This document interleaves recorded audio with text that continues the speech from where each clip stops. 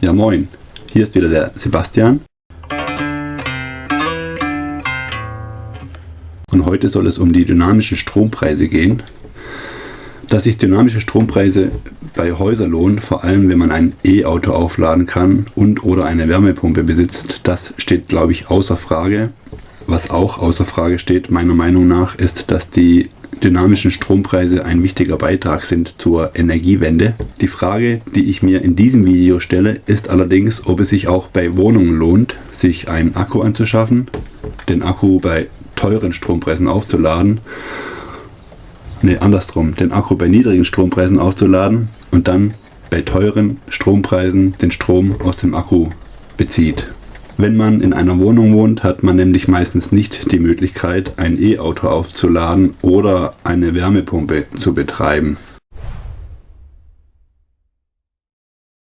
Bei den meisten Stromanbietern ist, wie ich finde, das entweder sehr vage formuliert, unverständlich oder intransparent. Bei einigen Stromanbietern ist es auch so, dass der dynamische Strompreis monatlich angepasst wird, um das es in diesem Video natürlich nicht geht. Mehr dazu später. Und was es bei keinem einzigen Stromanbieter, den ich gesehen habe, gab, war die Möglichkeit, historische Daten, also historische Preisdaten runterzuladen, was für mich persönlich schon ein No-Go ist. Ich persönlich fand die Webseite von Octopus am verständlichsten, weil man dort auf den ersten Blick sieht, dass es Stunden gibt, wo der Verbraucher den Strom sehr günstig bekommt und Stunden, wo es eben teurer ist. Allerdings steht da irgendwas mit Wärmepumpe und Elektroauto. Passt also irgendwie nicht zu diesem Video.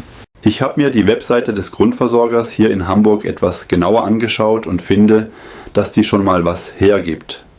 Da steht, dass es einen Grundpreis, einen Verbrauchspreis und einen dynamischen Strompreis gibt. Hier kann man sich auch ein Chart mit dem Börsenpreis des aktuellen Tages oder auch vergangener Tage anzeigen lassen.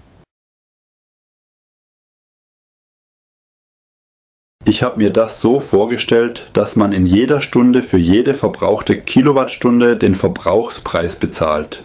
Hier in Orange und den addierten Spotpreis. Hier in Grün. Da der Spotpreis auch negativ sein kann, bezahlt man hin und wieder auch Preise unter dem Verbrauchspreis. Den Gesamtpreis jeder Stunde kann man jetzt mit dem Verbrauch der jeweiligen Stunde multiplizieren. Hier mal ein Beispiel.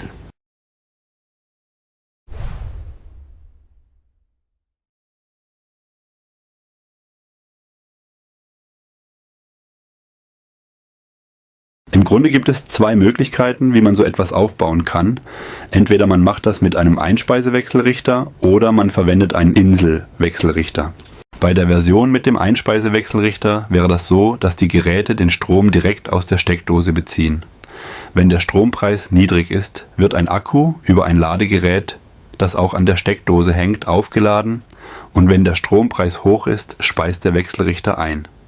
Vorteil an dieser Lösung ist, dass bei niedrigen Strompreisen alle Verbräuche mit einfließen und nicht nur die des Akkus. Nachteil ist, dass man vermutlich maximal 800 Watt einspeisen kann und den Verbrauch der Geräte genau treffen muss. Denn wenn man mehr einspeist als verbraucht, dann wirft man quasi das Geld aus der Steckdose raus. Das darf auf keinen Fall passieren. Deshalb muss irgendwo eine Messeinrichtung eingebaut werden, die den Verbrauch misst und mit dem Wechselrichter kommuniziert.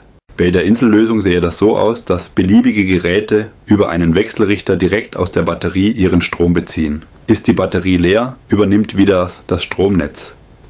Der Nachteil an dieser Lösung ist, dass in günstigen Zeiten nur die Ladeleistung des Ladegerätes zählt.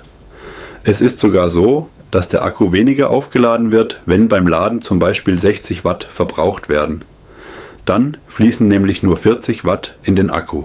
Ist der Verbrauch noch höher, kann es sogar sein, dass der Akku, obwohl das Ladegerät an ist, entladen wird. Ein weiterer Nachteil sind die Kabel, die man dafür verlegen muss. Vorteil ist jedoch, dass man mehr als 800 Watt entnehmen kann, wenn man einen entsprechend großen Wechselrichter hat. Vermutlich macht es Sinn, damit nur wenige Geräte zu versorgen. Um einen Nachteil dieser Lösung zu eliminieren, wäre eine Erweiterung dieses Aufbaus bei niedrigen Strompreisen, also wenn der Akku lädt, alle Geräte auch auf Netzbetrieb umzuschalten. Dann könnten alle Verbräuche wieder dazu addiert werden. Ich habe mit meinen in meinen Simulationen alle 3 Versionen überprüft. Merkt euch bitte, dass ich diese Variante hier in folgenden Folien Insel Plus genannt habe.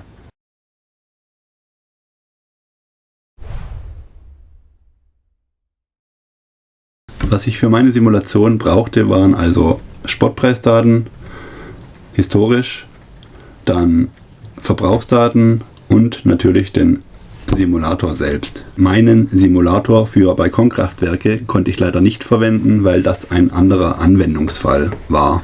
Die Spotmarktpreise bekommt man aus verschiedenen Quellen im Internet, zum Beispiel EPEX-Spot oder so wie ich über Smart. Ist, glaube ich, Geschmackssache, wo man sich die herholt. Ich fand die Seite von Smart etwas übersichtlicher und habe mich dafür entschieden. Auch wenn ich am Ende 26 Tabellen runterladen musste. Die Verbrauchsdaten habe ich mir grob selbst zusammengestellt und zwar nach diesem Muster, also pro Wochentag und Uhrzeit. Ich habe aus Gründen der Übersichtlichkeit mal die Jahreszeiten rausgelassen, weil ich finde, dass das für dieses Projekt eine geringe Rolle spielt. Der Simulator ist dazu in der Lage, verschiedene Verbrauchsprofile zu vereinen. Sie werden also einfach addiert. In der Simulation gehe ich von einem Effizienzverlust von 20% aus. Der Verlust entsteht durch das Laden und Entladen der Batterie. Das Gute an dieser Simulation ist, dass man viele Werte in kürzester Zeit berechnen kann. Es braucht gerade mal 40 Sekunden, um sich die Preise pro Jahr für alle Kombinationen dieser Werte ausrechnen zu lassen. Die Größe des Stromspeichers ist vermutlich selbsterklärend. Es werden also in 0,5 Kilowattstunden Schritten die Speichergrößen von 0,5 Kilowattstunden bis 10 Kilowattstunden berechnet. Mit Ladepower meine ich die Leistung des Ladegeräts, das den Akku auflädt, und das mit der Hysterese in Prozent versuche ich mal an diesem Ausschnitt aus der Preisverlaufskurve zu erklären. Das hier ist der Strompreisverlauf zu Demonstrationszwecken für nur einen Tag angezeigt. Der Durchschnittspreis aller Preise über das gesamte Jahr verteilt ist hier mal angenommen 0,38 Cent pro Kilowattstunde. Wenn wir nun eine Hysterese von 30% haben, ist die obere Preisgrenze 0,494 und die untere 0,266. Das heißt, wenn der Strompreis über 0,494 ist, wird Strom aus dem Akku bezogen, also hier in der Gegend, und wenn der Strompreis unter 0,266 ist, wird der Akku geladen, also hier in dem Bereich. Zwischen den beiden Werten bleibt der Stromspeicher inaktiv. Wie einige von euch vielleicht schon ahnen, gilt das bei der Einspeisevariante. Beim Inselwechselrichter wird ja immer entladen, wenn nicht geladen wird. Der Output des Simulators sieht dann so aus. Also es werden für jede Variation die Werte ausgegeben und am Schluss wird die Kombination mit dem niedrigsten Preis ausgegeben, also die beste Kombination. Weil ich finde, dass ein Speicher von 2 Kilowattstunden für eine Wohnung eine geeignete Größe darstellt, habe ich den besten Wert für einen 2 Kilowattstunden Speicher auch mit ausgegeben. Falls sich übrigens jemand für den Quelltext des Simulators interessiert, findet den Link dazu in der Videobeschreibung.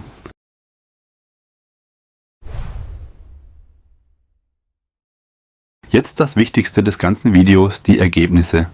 Ich lasse euch mal etwas Zeit, diese Werte anzuschauen und sage kurz was dazu. Das Allerwichtigste, also das Fazit, kommt gleich. Die Verbrauchsprofile, die hier für die einzelnen Geräte verwendet werden, findet ihr im Quelltext, und zwar im Ordner Data und dann Consumption Profiles in der Zeile. Alles zusammen wurden die Verbrauchsprofile für Router, Kühlschrank, Waschmaschine, Spülmaschine, Fernseher und Homeoffice addiert. Zum Vergleich wird auch immer angezeigt, wie viel man pro Jahr für das jeweilige Gerät oder die Geräte bezahlen müsste, wenn man keinen Akku hätte. Das ist der Wert, der jeweils vor dem Pfeil steht, und nach dem Pfeil steht der Wert mit Akku. Der Durchschnittspreis liegt hier bei 0,328 Euro pro Kilowattstunde. Als Verbrauchspreis, der ja vom Stromversorger festgelegt und immer zum Spotpreis dazu addiert wird, habe ich 0,233 Euro pro Kilowattstunde angenommen. Die Preise vor und hinter den Pfeilen verstehen sich als Euro pro Jahr. Nochmal, vor dem Pfeil stehen die Kosten pro Jahr ohne Akku und nach dem Pfeil die Kosten pro Jahr mit Akku. Bei den Kürzeln habe ich mich für die englische Variante entschieden. Watt ist die Kapazität des Akkus. CP steht für Charge Power, also die Leistung des Ladegerätes, und die Prozentzahl ist die Hysterese.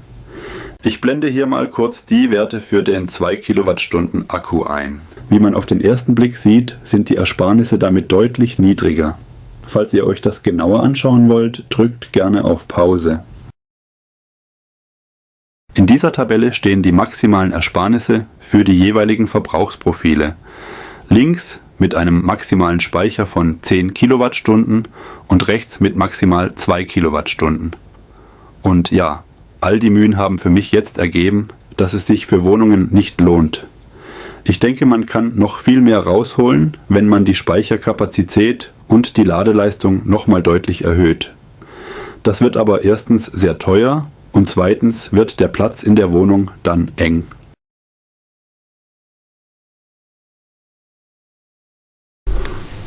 So, ich hoffe, ihr konntet euch was mitnehmen, wünsche euch eine schöne und sonnige Zeit und hoffentlich bis bald und tschüss.